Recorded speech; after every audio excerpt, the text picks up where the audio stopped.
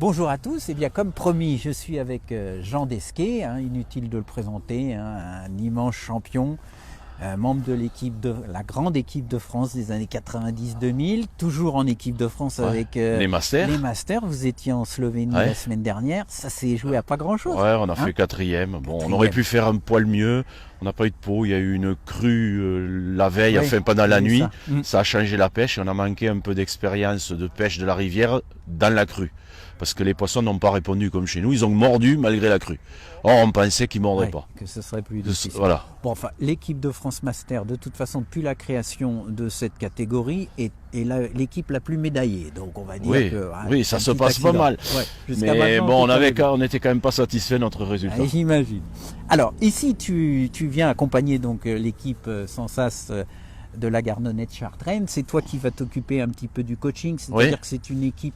C'est la première fois qu'ils participent à un championnat du monde et on sait que l'expérience dans des championnats du monde, c'est quelque chose de très important. C'est vrai que c'est très important. Bon, on a quand même les deux petits frères Chambon qui sont des pêcheurs de l'équipe de France des jeunes et qui ont quand même une belle expérience des championnats du monde. Après, les autres pêcheurs qu'il y a, que ce soit Antoine Bérény, ils ont quand même de l'expérience de pêche. Oui, donc je pense que ça, voilà, ils ont fait plusieurs championnats. Bon, ils sont quand même rodés à tout ça et je pense que ça devrait bien se passer. Bon, que ce soit Kevin aussi, c'est pareil, ils pêchent tous bien. Mathieu, c'est celui qui va calmer un peu tout le monde, c'est le grand frère peu de l'équipe.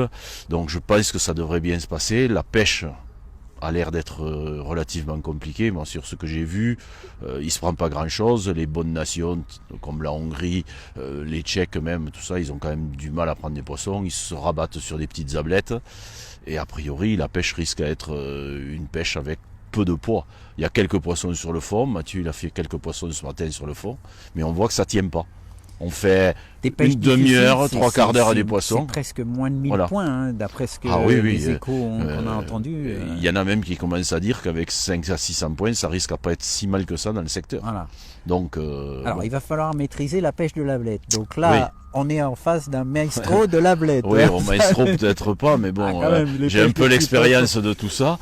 Donc, à ton avis, par exemple, pour aider un petit peu les gens qui nous écoutent, qui ne sont pas forcément tous compétiteurs, pour l'ablette, il va y avoir des éléments importants comme le rappel, l'endroit où on rappelle, comment on serre les boulettes, où on place la ligne, le poids de la ligne, la profondeur. En fait, c'est une accumulation de points de petits détails. C'est exactement ça, et on en loupe un, ça peut faire louper la pêche. Donc là, effectivement, il y a beaucoup de toutes petites qui font entre 2 et 4 grammes.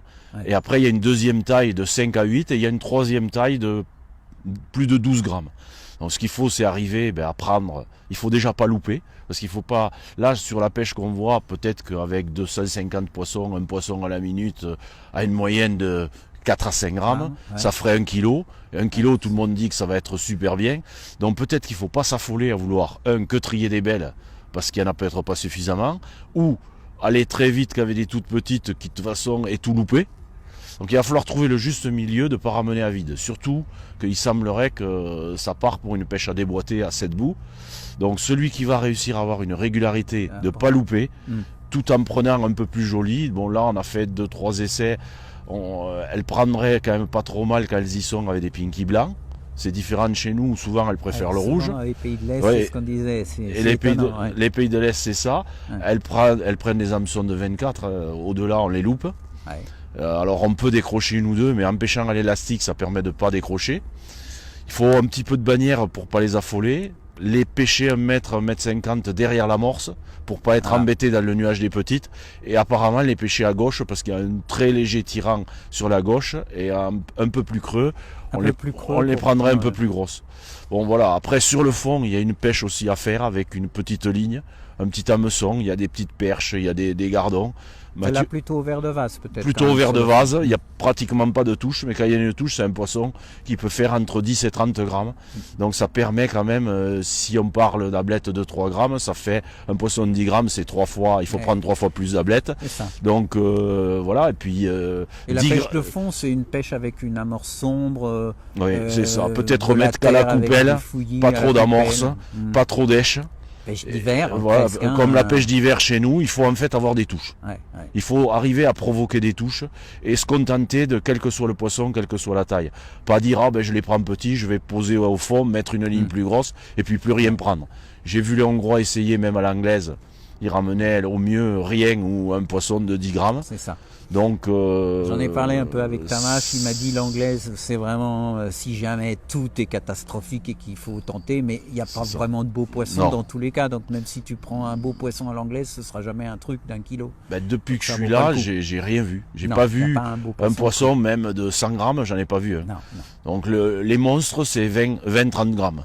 Ça c'est les monstres. C'est les monstres. Donc en fait c'est comme quand on fait un gardon de 100 grammes et qu'il y a des brèmes d'1 kilo. Là, on prend des ablettes de 2-3 grammes et les monstres, c'est 20 grammes. Donc, c'est le même rapport. Alors, ce qu'on a vu quand même en se promenant, c'est que, comme souvent, les pays de l'Est, on les voit plus pêcher à la télescopique et les Français, évidemment, plutôt à déboîter à mi-distance.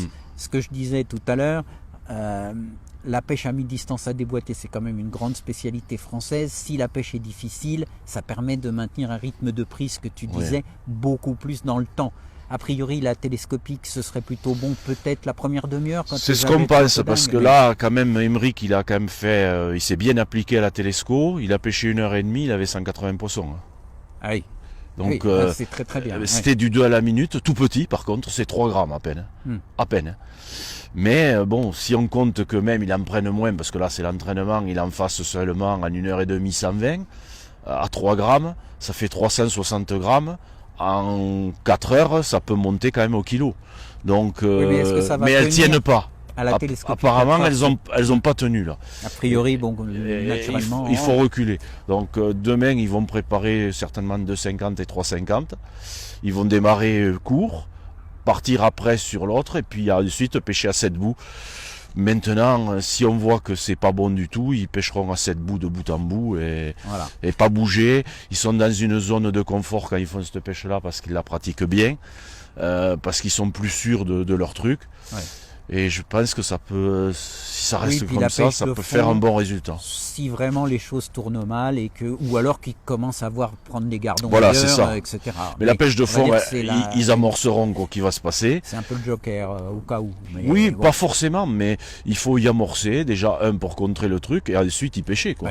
Parce que là, les perches sont plus jolies quand même. Les ablettes sont difficiles alors que tout le monde ne les pêche pas. Demain, tout le monde risque d'attaquer à l'ablette. Mais c'est sûr. Donc elles seront encore plus difficiles qu'aujourd'hui où certains font des tentatives au fond dès le départ, etc. Demain, ça risque d'être un peu Après, le secret de l'ablette, c'est aussi d'y commencer et d'y finir. Parce que si on commence à les quitter, repartir ailleurs, plus court, plus loin, ça c'est souvent l'erreur qui, à la sortie, on dit « Ah, il me manque 100 points, j'ai perdu 4 places ». Ben oui, mais si t'étais resté à cette pêche-là, donc c'est aussi derrière où il va falloir bien analyser ce qui se fait. Donc j'espère qu'il y aura des contrôleurs qui vont compter tous les poissons de tout le monde.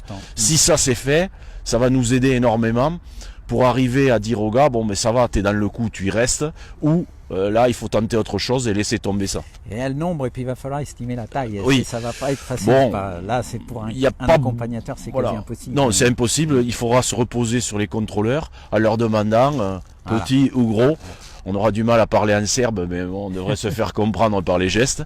Donc je vais conseiller à chaque accompagnateur d'aller saluer tous les commissaires derrière pour leur dire et leur expliquer qu'ils passeront en cours de pêche pour regarder, pour que ça se passe bien et qu'on ait des infos supplémentaires, peut-être pas les meilleures, mais au moins des infos supplémentaires pour prendre la meilleure décision par rapport au pêcheur qui lui va voir que ça pêche. Oui, lui il faut qu'il se concentre sur son truc, il faut que les infos elles arrivent. Et il faut pas le faire stresser.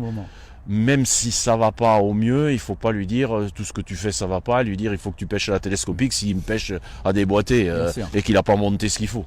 Donc il faudra un peu de psychologie. Ce soir je vais en parler avec les autres accompagnateurs pour qu'on règle tout ça au mieux quoi. Bon bah écoute, merci beaucoup Jean, on se retrouve demain, nous on se retrouve tout à l'heure à 18h30, donc je le rappelle, pour un peu le débrief de l'entraînement, les pronostics, etc. Et puis demain surtout, 8h45 dès le contrôle des éches, parce que c'est un moment important, j'aime beaucoup suivre le contrôle des éches, parce que c'est le seul moment où on peut voir de très près les amorces, les éches des différentes équipes, et voir un petit peu quelles seront les stratégies des différentes nations. Voilà, merci à tous et à tout à l'heure.